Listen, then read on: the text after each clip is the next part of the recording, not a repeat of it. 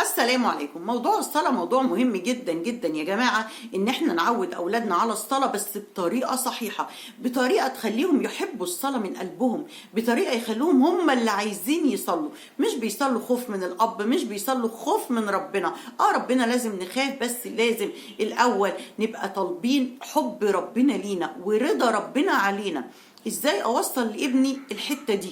ازاي اعلمه يصلي علشان ربنا يرضى عنه وربنا يحبه وينول حب ورضا ربنا، مش عشان خايف منه، مش عشان خايف من بابا او من ماما ان هيضربوني او هيزعقولي. اللي بيتربى على الصلاه بالطريقه الغلط دي بيطلع مش ملتزم بالصلاه مدى الحياه، بيحاول يلتزم ما بيلتزمش، لانه هو قلبه ما اتملاش صح، قلبه اتملى بطريقه غلط، تعوده على الصلاه اتاسست بطريقه غلط جدا جدا جدا، في طرق غلط. او في مننا كبار كتير قوي بيقولوا انا مش قادره اواظب على الصلاه، انا مش عارفه اواظب على الصلاه، انا بصلي يوم واقطع 10، انا بصلي فرض واقطع 4 فروض.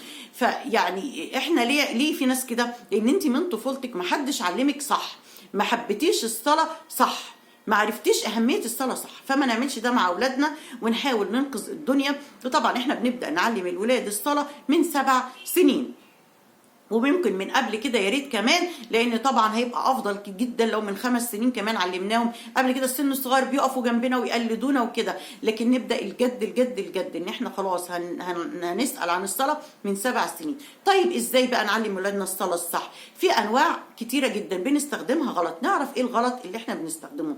في لما حد يجي يعلم ابنه صلاه، الاب مثلا هو اللي بيتدخل او الام، بيعلمهم بطريقه فيها عنف، بطريقه فيها غلظه. يعني مثلا يدخل الاب كده بمنتهى الرعب وبمنتهى الوش المتخانق كده، اللي خلاص عايز يتخانق عايز يضرب.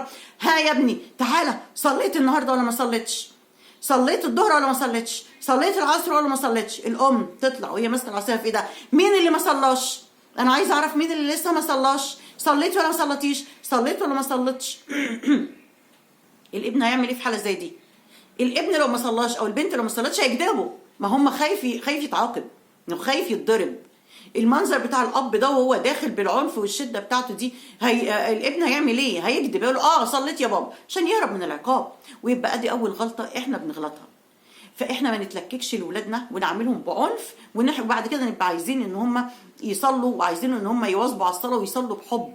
استحاله طبعا. في الطريقه الثانيه اللي هي طريقه الاستهزاء، طريقه بنستخدمها استهزاء. والطريقه الاستهزاء اللي بنستخدمها في السؤال عن الصلاه او تعليم الصلاه دي بتحسس الطفل ان انت مش بتحترمني. لما يدخل الاب يقول له ها تعالى يا عم الحاج، صليت النهارده يا عم الحاج؟ تعالي يا عم يا حاجه، صليتي يا حاجه النهارده ولا ما صليتيش؟ اكيد ما صليتيش. ها ابقى قابليني ان دخلت الجنه، ابقى قابلني ان مش عارف ايه. استهزاء، طريقه فيها استهزاء سواء من الاب او من الام. غلط جدا جدا جدا يا جماعه. ساعتها بيحس الطفل انت مش بتحترمه، ولا هيحب الصلاه، ولا هيواظب على الصلاه، ولا اي حاجه. في طريقه تانية بقى اللي هي طريقه الاستهتار، ان انا اخر حاجه في حياتي بسال عنها ابني او بنتي هي الصلاه.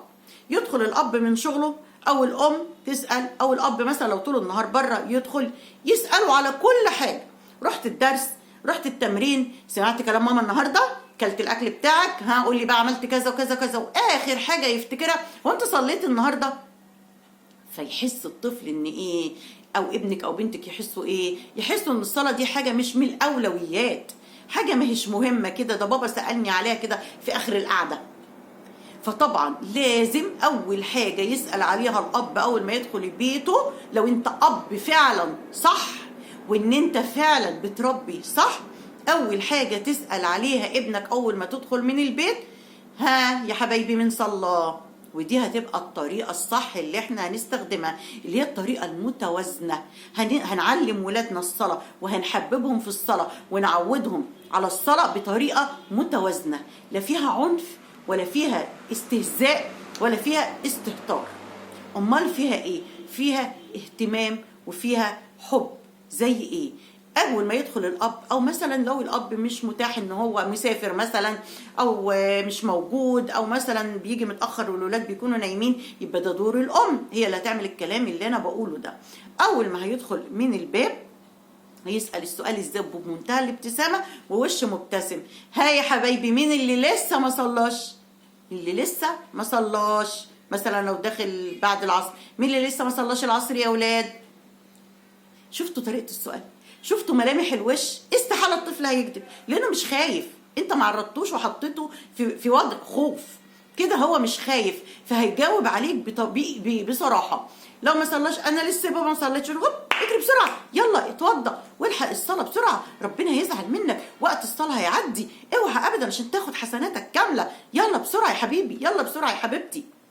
يبقى دي طريقه ان انا احبب ابني في الصلاه. وعلى طول باستمرار اسال لو انت في شغلك بالتليفون، لان طبعا الاب بيبقى له دور مهم جدا جدا في تعويد الولاد على الصلاه اكتر كمان من الام.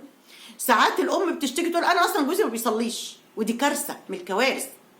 زي المثل اللي بيقول لك ان كان رب البيت بالضف ضاربا، تقريبا في مثل بيقول كده، اللي فاكره يكتبه لي في الكومنتات. ما ننساش اللايك بقى عشان الفيديو الجميل ده ينتشر وكلنا ناخد الاجر والثواب عليه. لايك يا جماعه، لايك، وانتوا بتكلموني وبتسمعوني كده لايك بسرعه كده علشان الفيديو ينتشر وكلنا ناخد الثواب من الناس اللي هتستفاد من الفيديو ده.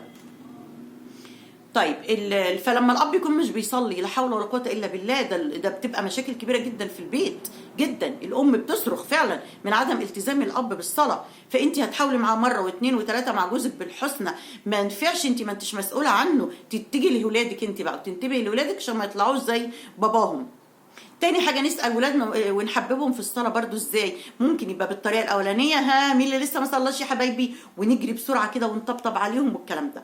ايه تاني؟ ان انا مثلا اقول له ايه، ها مين دعالي النهارده وهو بيصلي، او الام بقى دعيتي لي بايه وانت بتصلي. ممكن البنت او الولد، لا يا ماما انا ما دعيتكيش انا نسيت. طيب وانت رايحه تصلي بقى الفرض اللي بعده، لو بتسالها في الظهر وانت بتصلي العصر، قولي يا ماما، قولي يا رب يا ماما، يا رب متع ماما بالصحه والعافيه، يا رب بارك لنا في عمر ماما. والاب مثلا، طب لما تيجي تصلي ادعي لي وقول لي ربنا يفتح ابواب الرزق لبابا. حفظوهم دعاء يقولوه وهم بيصلوا ليكم انتم، ده هيحفزهم قوي ان يجروا على الصلاه عشان يدعوا لكم. وتاني يوم يعني استخدموا عقل الولاد كويس وتفكيرهم وذكائهم. تاني يوم تقول له ايه، انت دعيت لي الدعوه، يقول لك اه يا بابا، يا نهار ستوري النهارده فعلا انا ربنا رزقني قوي. والام، انت دعيتي لي الدعوه امبارح، اه يا ماما دعيت لي ستوري، حاسه النهارده انا كنت تعبانه بس بقيت كويسه قوي خفيت. والله هتجيب نتيجه حلوه جدا جدا جدا مع الولاد. ايه تاني؟ ما ننساش ان احنا نكافئ الولاد دايما لما يصلوا، ونكافئهم معنوي ومادي. ما يبقاش كله مادي، ما يبقاش كل ما هتصلي هديك 5 جنيه، كل ما تصلي هديك 10 جنيه، كل ما تصلي اجيب لك حاجه حلوه. لا، حاولوا المكافاه دايما تبقى معنويه. احضنه، ابوسه، ادعي له قدامه، اقول للناس كلها ان ابني صلى وملتزم او بنتي صلت وملتزمه. دي مهمه قوي اللي هي المكافآت. وطبعا ما ننساش ناخد ابننا دايما في صلاه المسجد. الاب دايما ياخد ولاده في الصلاه، الولاد الصبيان ياخدهم معاه في المسجد عشان يتعودوا على دخول المسجد من وهم صغيرين. الام وانت بتصلي دايما هاتي بنتك جنبك تصلي معاكي وجنبك، وتجيبي لها اسداله من وهي صغيره. حببوا ولادكم في الصلاه من هم صغيرين علشان ما يعانوش وهم كبار ويبقوا عايزين يصلوا وما يعرفوش يصلوا ومش قادرين يواظبوا على الصلاه. اتمنى الفيديو يكون عجبكم، واتمنى يكون بكل الاستفاده ان شاء الله باذن الله. السلام عليكم.